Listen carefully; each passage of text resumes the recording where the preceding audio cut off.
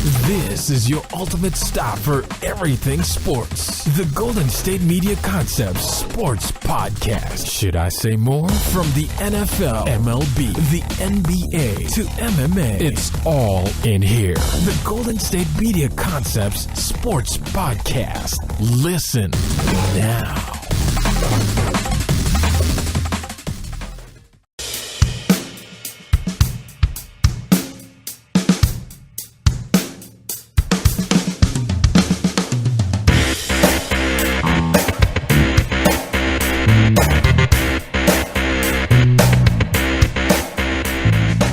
Thank you for listening to the Golden State Media Concepts Sports Podcast, where we discuss the news in the world of sports. My name is Ben. And I'm Anthony. Back here on a Wednesday, talking a lot of great stuff. We're going to talk some football here, talking some NBA basketball, some World Baseball Classic, as well as college basketball. Last night we had two of the first four games. Tonight we have the other two. We'll break down what happened last night, as well as a preview tonight at the end of the show. We're going to start off here in the NFL. Talking some segments. We did have one big, I wouldn't say big, but a big name getting a new team yesterday, and that was Eddie Lacy, the former Green Bay Packers running back from the University of Alabama, has gone out west. He is going to the Seattle Seahawks. It is a one-year deal worth $5.55 million, $3 million, which is guaranteed. So you add Eddie Lacy to that already crowded backfield with Thomas Rawls, C.J. Prosise, Alex Collins, and today they do have a scheduled meeting with free agent Jamal Charles as well. So I don't think that will happen because of the addition of Eddie Lacy, although they are different players. That backfield, you could easily see three contributing guys already with Rawls and Prosise, and now throwing Lacy in there. So Green Bay decides to let Eddie Lacy go. Didn't really give him much of a better deal than what Seattle did. And he's been a good running back, but the problem is, last couple of years, his production has really, really dipped. Last year, he only played 5 games because of an ankle injury. They wanted to get him down to about 235 pounds. I mean, there's reports coming out yesterday that he was as big as 267 at one point last year, which is like lineman size, not running back size. So Green Bay Packers are obviously moving on without him, but he goes to Seattle now. And I figure they're going to try and replicate some sort of Marshawn Lynch type style with Lacy. Bigger guys, physical guys, try to just kind of power their way in there. But the problem is they need to fix the offensive line. Right, so they're basically trying to just like throw a bunch of stuff together, right? You talked about Prosise and everybody else they have on the running back side. They're just basically trying to find somebody that can replace what Marshawn Lynch actually was, because he was so important to the team. They just need to find somebody that's just kind of going to be that guy. And if you take all these people, at one point they were looking at Adrian Peterson, talk about Jamal Charles. They're just trying to take names that at one point were good, and they can just say, oh, okay, maybe this guy can be what he was, and now they can give us, 1,000 yards, something like that, so that way we don't have to rely so much on Russell Wilson to basically be the offensive output for the team. You don't have to go so much Jimmy Graham, kind of make it a little bit more of a balanced offense, because when they were good, it was a running game plus a little bit of passing. Now it's gone to like a bunch of passing and a little bit of running, so they're going to try and balance it out a little bit more. And like I said, and just try and bring in all these people who, if they can be, 75% of what they were back when they were good, a la Eddie Lacy or Jamal Charles or whoever's on the team, like if they can actually hit on one of those, then they'll be fine. Yeah, they gave up, remember when they acquired Jimmy Graham, they gave up their best lineman at the time, was their center, Max Unger. And then since then, they really just have not been able to even have an offensive line. I mean, last year there were times where Russell Wilson was literally running for his life. Right. He got banged up. He had the knee injury, the ankle injury. They couldn't run block. They couldn't pass block. The Seahawks were 25th in rushing last year. And I realize that'll take a dip because Lynch did leave. But still, this was a Seattle team that's built to run the ball and built to be really physical up front. And I think you can bring in whoever you want, but if you can't block for the guys, then you're kind of screwed. And the Seattle Seahawks have not addressed the offensive line at all the last few years. They've spent the least amount of money on the offensive line than any other team in the National Football League. So I'm sure they're probably going to be looking draft. Obviously, a lot of the top linemen. There weren't even really that many big linemen available this offseason in free agency, but they're all gone now. People like Andrew Whitworth and Kevin Zeitler. So they're going to need to do something in the draft. But as far as Eddie Lacy goes, Pete Carroll was on the John Clayton show on ESPN 710 yesterday in Seattle. And he said, he's a big back, he's a big guy, there's nothing wrong with that, but there will be a real concerted effort to make sure he's at his very best. This is a hard time for him because he's working some rehab right now, obviously coming back from the ankle injury. but he is well aware of what our expectations are and what our standards are that we're setting. We would not have done this deal if we didn't have a clear understanding of how we're going to be going forward. So for Eddie Lacy, I feel like going to Seattle might be a good move, but if he does not perform right away, or if he has these weight issues like he did in Green Bay, they're probably going to show him the door. Because remember what happened last year? They had Christine Michael because Thomas Rawls was injured. And Christine Michael was running pretty well for them. About halfway through the season, Thomas Rawls comes back, CJ Prosise burst on the scene against New England, and then they just got rid of him. And then he obviously went on to Green Bay, which is kind of ironic now because they're kind of trading spots. But this is not a big move, only $3 million guaranteed. If Lacy simply just does not get his weight under control, I could see them kind of saying, okay, here's the door, like, see ya. Yeah, well, that's the thing, because it's second team, right? It's one thing if it's your first team, if he was still on Green Bay, if Lacy was still on Green Bay, where he had a couple of seasons where he had 1,000 yards rushing, then all of a sudden you kind of give him the benefit of the doubt. It's like, oh, well, he did good for us one time, let's just, let him get back there and he can remember what he did back when he was good. Like, you give more of a benefit of the doubt if he was on, like, the same team that was, winning with him. Problem is now he's on another team, and it wasn't like he was Adrian Peterson back in the day where you're like, oh, no, but I can get that great talent back. It's like, no, he had a couple seasons where he had 1,100-plus yards. So with this new team, if it doesn't hit and, call it the first 5-6 games and he's overweight, they're just going to be like, all right, look, we can find another dude who can do what you do, especially at your advanced age. Advanced age is like 27 years old, but still, running back style, like, you've had your maybe best years in the NBA. We're not going to exactly wait on this for a year or so and make you 28, 29 years old, and then all of a sudden you're still not good, and now we got to pay you a little bit more money. That, we get, 5-6 games to see if you can still be that guy. And if that's not the case, cool, we'll find somebody else. I think that's going to be the case. So hopefully it works out for him. He's been one of my favorite players, obviously, Green Bay. I do support that team. Now you look at the Packers side, and I kind of am throwing my hands up saying, what do you do now at the running back position? Because you cut James Starks because he's had a lot of injury issues. You let Eddie Lacy go to Seattle now. They did say they're moving Ty Montgomery, who filled in at running back at the end of the season. They did say they're going to make him a full-time running back next year, but I don't see him being any more than a quick change of pace receiving back out of the backfield that's going to get 10 carries at the most. He's not a bell cow power horse back. So now you kind of say, well, do you look in the draft? I mean, it is a deep running back draft, right? But the Packers don't pick till pick 30, so you'd have to imagine guys like Leonard Fournette, Dalvin Cook, probably even Christian McCaffrey are going to be gone at that point. So then you have to look in the later rounds to try and find someone to fill that void.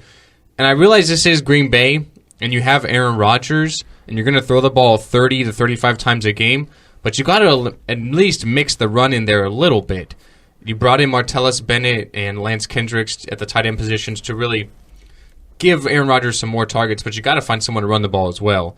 And I just question if Montgomery's that guy every down. I just don't see it happening. Yeah, same. Yeah, so they're going to have to draft someone. I really like Joe Mixon. I realize he has his off-the-field issues, but I feel like if you could maybe get him in maybe like the second or third round, it might be something worth entertaining. His measurables and his workouts are really, really similar to Ezekiel Elliott. I realize that's a big expectation to live up to. I'm not going to say he is Ezekiel Elliott, but right. It's definitely on paper looks like it could be a possibility. And given Oklahoma running backs in the NFL, there's been a couple of good ones: Adrian Peterson, DeMarco Murray. So there's a chance there. I really like Joe Mixon. We'll have to see where he goes in April. And then real quick before we take our first break here. It's like the never-ending saga with some of these quarterbacks in the offseason. Tony Romo, but specifically Kirk Cousins. Kirk Cousins wants a long-term deal. Washington gave him the franchise tag again. The reports last week are coming out saying that he demanded a trade and was not given his trade. And now he's coming out and saying that I didn't even ask for a trade. Like I said, are they going to trade me? And they said no. And I said, okay. And I didn't specifically ask for one. But now it looks like, according to Mike Florio of Pro Football Talk, the Cleveland Browns are considering trading for Kirk Cousins. Obviously, it would be a great move for the Browns. My Kirk Cousins is my boy. I like Kirk Cousins a lot. Yes, you do. And given Cleveland, they need a quarterback. They've needed a quarterback for the last 20 to 25 years. Simply every quarterback they have just literally does not work out. You have some nice options there. They signed Kenny Britt. They did lose Terrell Pryor, but still, you have some decent options there in Cleveland, and you're really rebuilding. Would this be a good move for Captain Kirk? I mean, so going back to the thing where he said, like, oh, I didn't request a trade. Okay, well, there's some really, like, semantical kind of things with that. Like, all I could have did was go over to his agent and says, like, yeah, tell him I want to trade. Like, that's not you going to the owner and saying you want to trade. That's just you kind of getting a third-party person to basically go and do that for yourself. So I don't think all this would have come out as like, oh, well, then why did the owner allegedly not want to do this? Like, we didn't just, like, make up an entire story, like, all these layers. It didn't go from, like, oh, you wanted to be traded. Well, no, that didn't happen. Oh, then he wanted to, the owner said no. Okay, well, that didn't happen either. Like, there was some smoke in this fire kind of thing, but he, got franchised again, which doesn't usually happen. They threatened to basically franchise him a third time if this happens again, which in that case he's making like $30 million, which, congratulations for you, but also, that's not even close to being common. Like, they haven't even done it the second time, much less the third time. And if he goes to Cleveland, I mean, it's good for Cleveland. Like, they're trying to do stuff right. Like, they're taking on salary. They're playing NBA style stuff like that. I think they're just trying to do things a little bit differently. They got the dude from Moneyball, or one of the dudes from Moneyball, DePodesta, who doesn't really care about your football sensibilities of like, oh, well, you shouldn't do this. He's like, yeah, that's fine. I got my own way of doing this. And if they can get that, I mean, I don't have the same feeling about Kirk Cousins as you do, thinking he's a great quarterback, but is he good? Yeah. But I just don't know how good. But as far as the Browns go, anything's better than what they did last year. And those quarterbacks they had on the roster last year, just all of them, just yeesh. Like, I love Robert Griffin III, but that guy, ooh, not the same dude. I mean, don't forget, they still have the Brockness monster, Brock Osweiler, as well. I'm just kidding.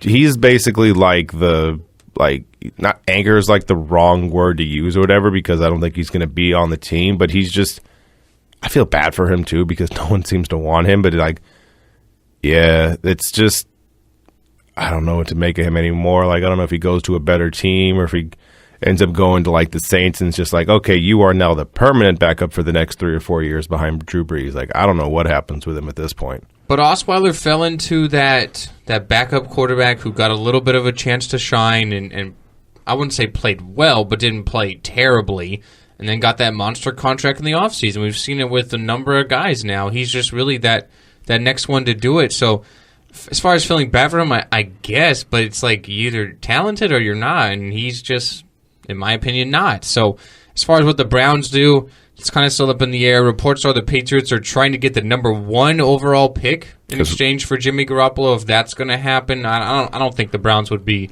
stupid enough to do that. They've made some questionable decisions over the last few decades, but I think that'd be one of the worst. So I don't think I would jump that far, but they're definitely acquiring a lot of draft picks and trying to build towards the draft, which is the Moneyball way, as you mentioned. So we'll take our first break of the show. After the break, we're going to talk about the NBA.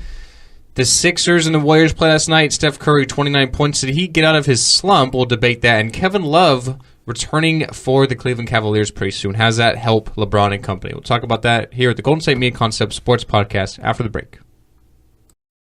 Tired of searching the vast jungle of podcasts? Now listen close and hear this out. There's a podcast network that covers just about everything that you've been searching. Hey! The Golden State Media Concepts Podcast Network is here.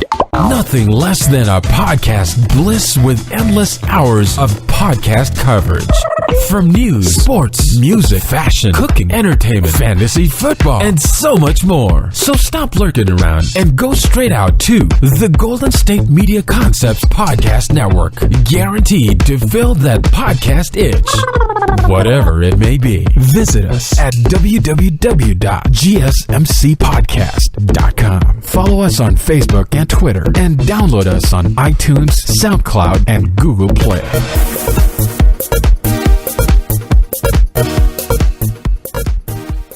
All right, so we're back here at the Golden State Media Concepts Sports Podcast. Real quick, Anthony, before we talk about basketball, did you hear about the whole Mitchell Trubisky on Gruden's quarterback camp thing a couple days ago? No. Okay, so you know how Gruden does the whole quarterback camp thing with all the quarterback prospects? Right.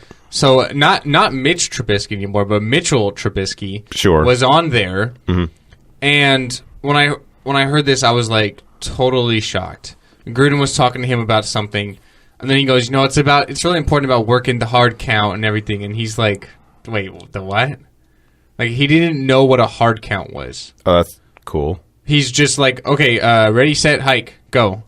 Like, he didn't know what a hard count. This is going to be a guy who's projected the top quarterback off the board and a top 5 to top 10 pick.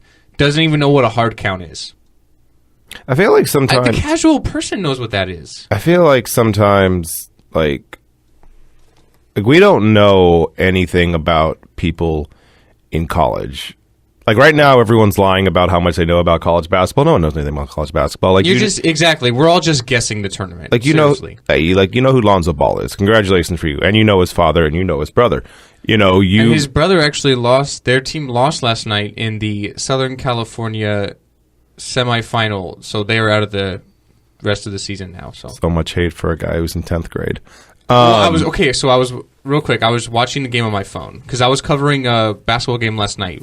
Sheldon High School. Mm-hmm. They were playing for the NorCal final on Saturday against Wood Creek. So 2 Sacramento teams. And 2 public schools as well. So I'm happy about that. But I was watching their game last night, and I was covering it for the local newspaper. So I do some writing for them and photography. Mm-hmm. So I was watching the Chino Hills game on my phone as well, and I literally watched 1 minute, and they were playing the number 1 team from SoCal named Bishop Montgomery. And they were down by like 6, right? So it's still with like 3-4 minutes left. So not bad. Right. But I watched LaMelo Ball take 4 3-pointers from like beyond NBA range, and I don't think he hit the rim on any of them. Like literally just like throwing it up there for grabs. So much hate for a kid who's in 10th grade. I just wish they would be coached, you know what I mean? Like I wish they were coached. And by who? The dad who wants $1 billion for their kids? You want that to coach? No, but whoever it is, I don't even know his name, but he's just... It's almost like he's like part of the whole scheme as well. Just go out there and like have at it, guys. Like don't play defense either. So with the whole thing, all right. So going back to Trubisky, Mitchell Trubisky, like none of us know. Like none of us know if the quarterback's going to be good. We took a quarterback the first 2 picks the last year's draft. Like Jared Goff looks like he's awful.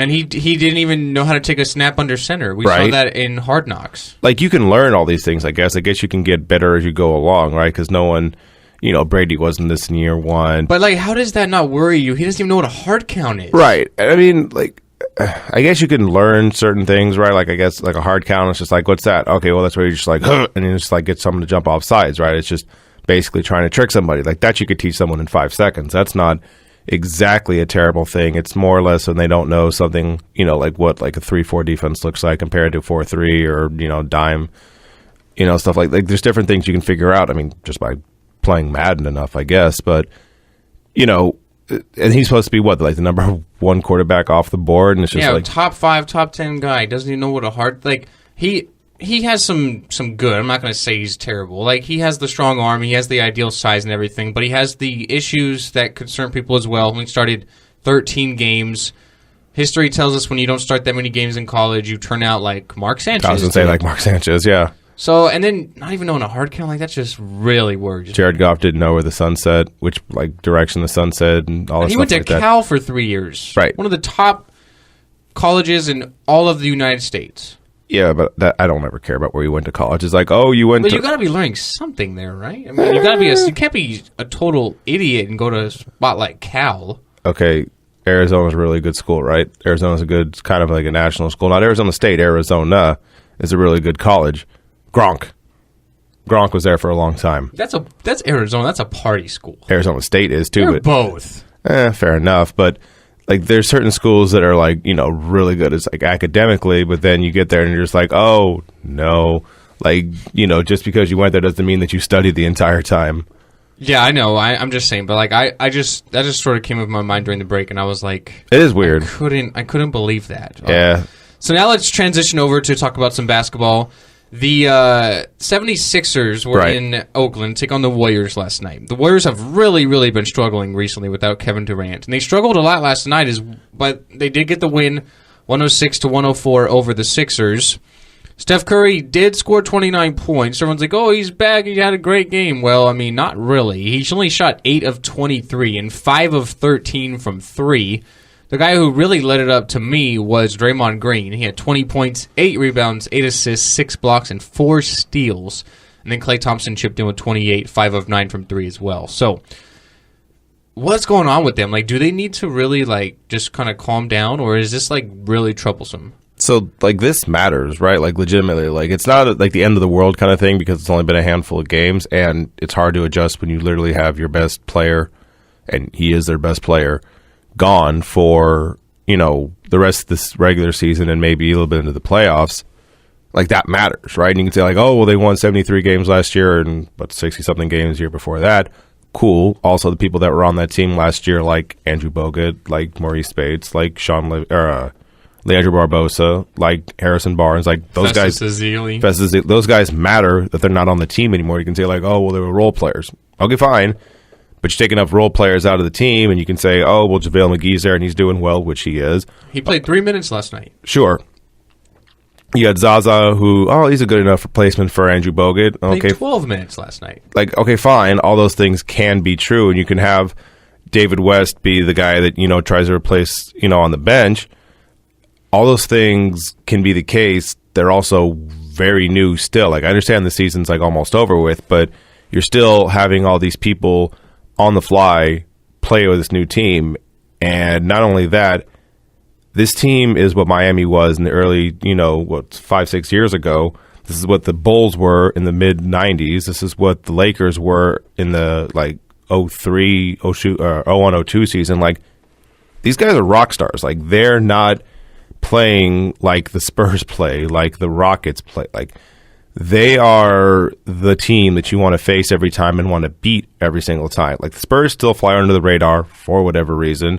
The Rockets are doing it for the first year of, like, being really, really good and having a lot of pressure on them. Like, the Warriors, this is the third year that they've been doing this, and Curry, at a certain point, you get fatigued. Klay Thompson, at a certain point, you get fatigued. Draymond Green, like, you can only get yelled at so many times before this stuff actually affects you. And if you're playing, like, a playoff game every single time for 3 years, that's going to hit you at a certain point. And now you lost your best player. Like, all those things kind of matter, and eventually you're going to struggle a little bit. Now that they're struggling, it's like, oh, well, they're not that good. Okay, but you take all those things into account, it kind of makes sense. The Warriors have played the least amount of home games in the whole entire NBA. They finished with 11 of their last 16 at home. Mm-hmm. Get everyone healthy, you'll be fine. Don't panic. Mm-hmm. Steph is going out there and shooting 23 times, 13 threes. Like, he's definitely in a slump, and it's getting to him. Mm-hmm. Just relax. RELAX. Take a note from Aaron Rodgers and relax. You'll be fine.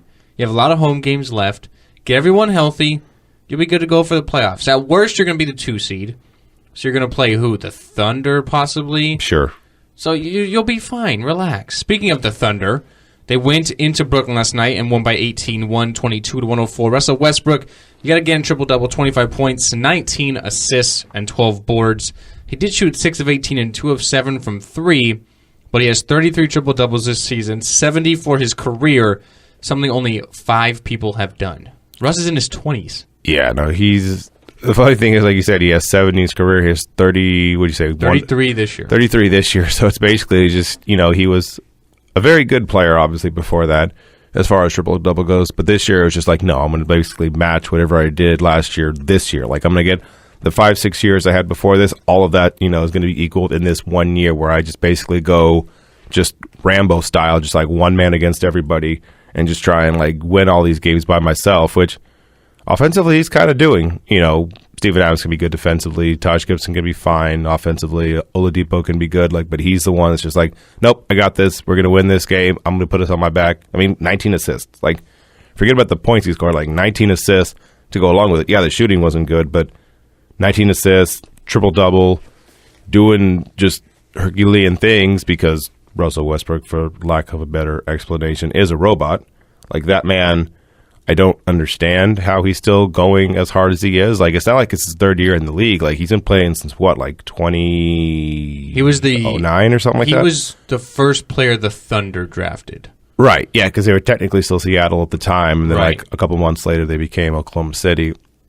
He's that dude's made of circuits. He got hit in the face in the temple up here, and it just dented. There was no blood. It was just a dent, and it was just they put him back in the shop and rewired a couple things. Okay, Russ, go back out. And there's some people that just have that, it. You know what I mean? Westbrook's definitely that guy. I'm not the biggest fan of him as far as a teammate goes and the amount of shots he takes and everything, but you can't deny the talent he has and how hard he plays. It seems like he just is like an Energizer bunny. He just never seems to slow down or be tired. Right. And now he keeps this up day in and day out. This team might be the worst team in the league without him. Like, you look at the rest of the roster. Cantor's okay, Steven Adams is okay, Oladipo's okay, but then Westbrook kind of helps them get theirs because of the attention he draws. So, I mean, this team might be challenging the Kings in Brooklyn. Oh, for yeah. like the worst teams in the league without him. So, well, they would challenge Orlando because Oladipo was the number one guy in Orlando, and they never won with him. So they took Westbrook out to be like, okay, cool. So Oladipo's going to be your number one guy, and we saw how that went. Did not well. No, just not good at all. The Cleveland Cavaliers got a triple-double as well from LeBron last night. Not too impressive as far as stat line goes. 16 points, 12 assists, and 11 boards. They also got 26 points from Kyrie Irving in a 128-96 victory over the Detroit Pistons. But the big news coming out of Cleveland, Kevin Love was scheduled to be out 6 weeks with his knee injury. Well, looks like he might be returning in about 4.5 to 5 weeks because GM David Griffin did say they expect Love to return to playing next week during their upcoming West Coast road trip. Kevin Love took part in a 3-on-3 workout prior to the game last night against Detroit.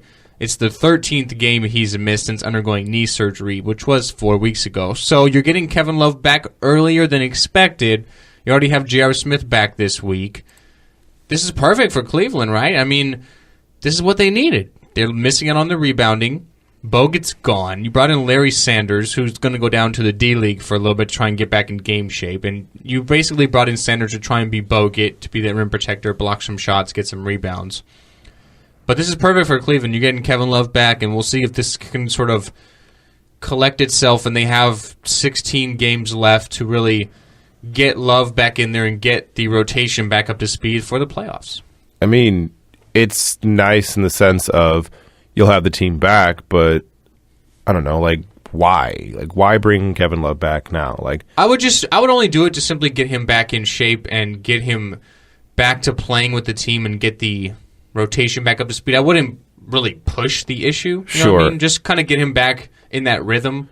So if you basically, I get that part of it. I get what you're saying with that. But like, if you just decided, you know what, we're bringing him back 5 games before the playoffs start. We're going to give you 5 games to kind of like, you know, kind of remember all of what to do and kind of get back into shape. And then we'll even tinker with that, you know, in the first round, right? Whether the number 1 seed or number 2 seed, whether or not Boston catches up with them, you know, they can win the first round series without a healthy Kevin Love. That part's not going to be hard. You can run it with Kyrie and LeBron. That'll win the first round. Maybe not the second round, but that'll win the first round. So you don't necessarily have to bring him back right now. And for something like a knee injury, not just a knee injury, for like a Kevin Love injury, right? Like Kevin Love and Kyrie are pretty much really good players that you gotta hope don't get, you know, those weird injuries at the end of the year. You know, Kevin Love got the thing where he got his shoulder thrown out of socket by Olynyk. You had Kyrie who got hurt the first year around when they were in Cleveland. But like, I don't know, like I'm just afraid to bring him specifically back early, and I'd be afraid if Kyrie Irving was coming back early too, just because they kind of have the injury history. I get it, and that's why I would definitely lean them into it a little bit, ease their way in, because at worst, literally at worst, if all the rails fall off, you're looking at the 3rd seed. Right. Because you're a couple of games up on Boston and Washington, and you still have the edge. I mean, the Cavs are still better than both those teams. Mm-hmm. So you've been doing it without Love now for 4 weeks, without J.R. Smith for even longer than that. I just ease their way in, get them up to speed for the playoffs, and then you'll be good to go. I mean, I feel like the additions of Derek Williams and Darren Williams have been pretty good for Cleveland. I mean, Darren Williams, I should say, shot 6 of 6 last night with 13 points, and Derek Williams played 21 minutes and had 13 points. So they're nice pieces off the bench, and you have Kyle Korver as well. You have J.R. Smith, who can be the same player, just go in there and shoot lights out. Right. JR was 3 or 4 from 3 last night. So I feel like the Cleveland Cavaliers are definitely in the right direction. They're getting healthy at the right time to just kind of ease their way in, and then it's going to be playoff time. And then you'll see LeBron just kind of doing what LeBron does, I think. And right. we'll see what happens from there. So we'll take our last break of the show. After the break, we're going to talk about the WBC, the World Baseball Classic, really quickly, as well as the NCAA Tournament. We had 2 of the first 4 games last night. The other 2 are tonight. Talk about what happened and preview tonight's games as well here at the GSMC Sports Podcast. Do you want to be healthier, yet you just don't know what to do? All these shows telling you this and that, but nothing seems to work. Well, listen close. Golden State Media Concepts has got something great for you. The Health and Wellness Podcast dedicated to workout trends, healthy eating habits, diet, and everything about healthy living. Join us in our banters as we help you not just live life to the fullest, but live it to the healthiest.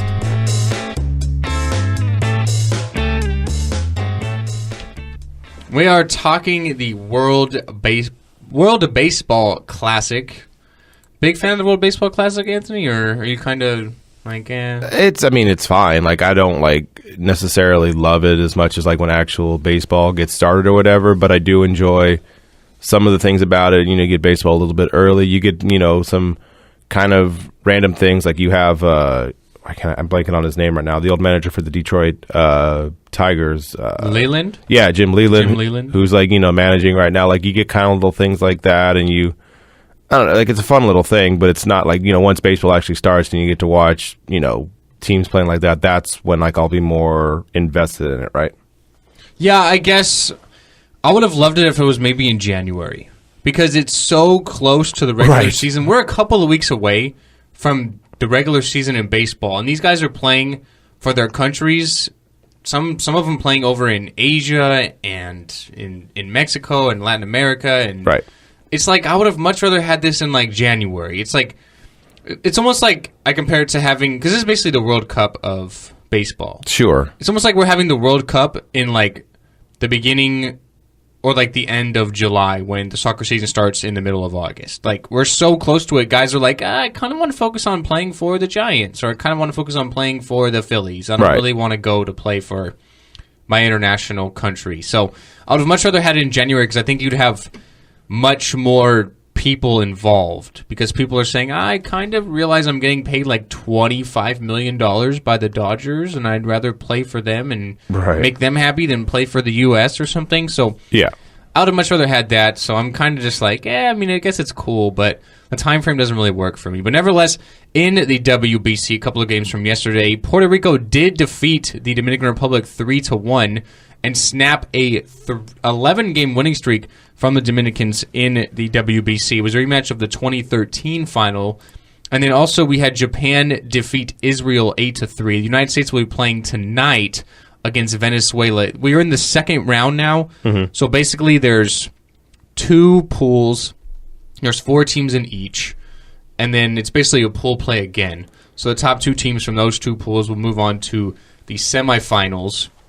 And then we have 2 games there, and obviously the final. So the United States looking to capture their first ever WBC crown. They're playing tonight against Venezuela. And then we'll talk about the college basketball First Four from last night. We had the matchup of the 16 seeds in the East region. We had the Mount St. Mary's Mountaineers, a lot of mounts there, and the New Orleans Privateers. The Mount St. Mary's Mountaineers do defeat New Orleans 67-66 behind 5'5" guard Junior Robinson. Not Nate Robinson, but Junior Robinson. He played all 40 minutes, had 23 points in the game. I was watching some of the highlights of this. I obviously didn't watch the game. I was gone. But I just picture, Isaiah Thomas out there, because he's the prototypical small guy now. Right. You know what I mean? And what I find fascinating is Mount St. Mary's, they only played 7 guys last night, okay? And one of them only played 1 minute. So factor in, they only go 6 deep. Right. And I mean, that's just crazy. As far as New Orleans goes, I forget who the players were, but there was one instance where the players on New Orleans, I think it was Thibodeau. I think it was right here. And I forget who he was fighting with, but Trayvon Thibodeau. He and his teammate were fighting on the sidelines, and then they actually choked each other. What?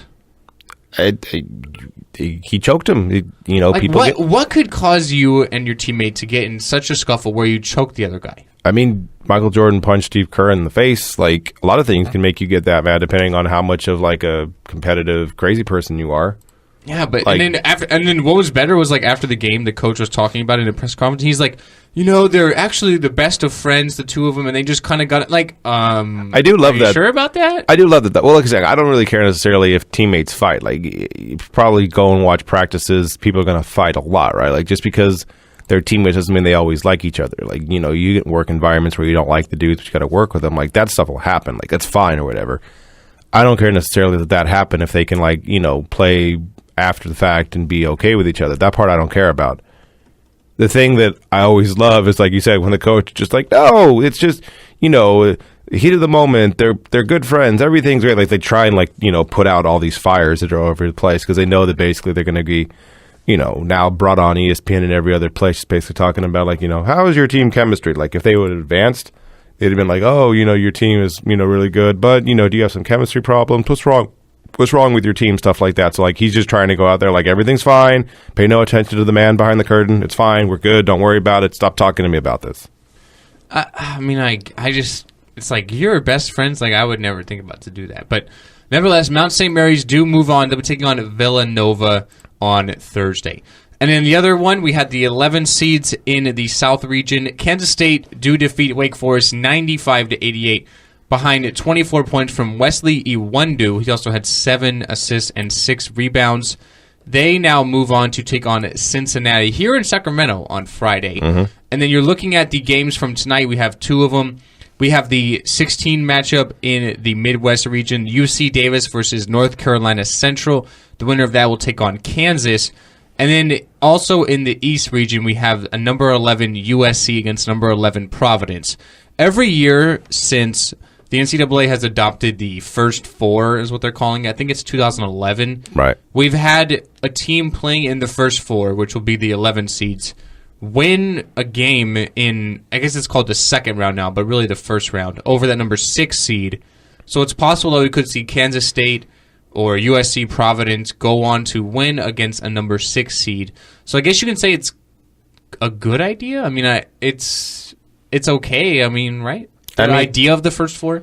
I mean, it's a little bit. I hate how the 16 seeds have to do it because those are the automatic qualifiers. They should be in regardless. Right. They just seem like weird, arbitrary numbers. Like, you can do the 16 seed, fine, but like you said, they also basically did something that was important, and they won a conference. Whether or not it's a good conference, they still won their conference, but they just get kind of like, weird things, just like, yeah, well, we don't like you as much, you got to play. And then with this one, it's like an 11 seed. Okay, why an 11 seed? Why not a 10 seed? Why not a 12 seed? Why not a 5 seed? Like, it's just kind of a weird. I think the way they gauge it is like the 11s are kind of those bubble teams that are like the last ones in. Okay, it's fine. Like, I get that USC, wasn't the best and Providence weren't the best, but I mean, I don't know. Like, you also had a 9 seed in Michigan State that wasn't very good. They're going to play Miami. Like, you have a lot of different schools that get in because of either the coach or the school they're at or the conference they're in, stuff like that. Like, there's a lot of teams that are kind of like not the best, but they're just in there for other circumstances. Like, it's just kind of a weird thing. It's a little bit gluttonous, but now you get the situation where I feel bad for whoever wins between North Carolina Central and UC Davis, because basically it's like, oh, congratulations, you won. You get to play Kansas. Right. Have fun. Go play Kansas. You see them? See how good they are? Go play them. And we've never had a number 16 beat a number 1. We've seen them come close, as small as 1 point. I forget who it was, but someone pushed Michigan State to overtime one year. Mm-hmm. And it'll happen eventually. Yeah. And we've seen 8 number 15s beat number 2s, and that's not much of a difference. It's literally 1 seed. Yeah. So it'll happen eventually, but I hate that it's the 16 seeds, the automatic qualifiers. It's like, okay, we won our conference tournament. We're automatically in, right? Well, not really. You have to play this team to get in to most likely get spanked by Kansas or by Villanova now. So it's like I'd much rather have the team that won it fair and square automatically in and not have to like work their way in again. Like I just feel like that's kind of like I don't really like that too much. But nevertheless, we'll see what happens. North Carolina Central and UC Davis for the 16 seed, and USC and Providence for the number 11 seed. That's going to be it, guys. We'll take a 24-hour break. Anthony will be back in the studio tomorrow talking all things sports here at the GSMC Sports Podcast. I'm sure he'll be talking a lot about the college basketball tournament, which officially gets tipped off tomorrow. Right. I'm definitely looking forward to that and Friday, so I'll keep my eyes pinned for those. And we'll be back on Friday talking about if we see any crazy upsets on Thursday and then previewing Friday as well. So for that being said, we're going to take our 24-hour break. We'll see you guys on Thursday. Have a good day, and goodbye. You've been listening to the Golden State Media Concepts Sports Podcast, part of the Golden State Media Concepts Podcast Network. You can find this show and others like it at www.gsmcpodcast.com. Download our podcast on iTunes, Stitcher, SoundCloud, and Google Play. Just type in GSMC to find all the shows from the Golden State Media Concepts Podcast Network, from movies to music, from sports to entertainment, and even weird news. You can also follow us on Twitter and on Facebook. Thank you, and we hope you have enjoyed today's program.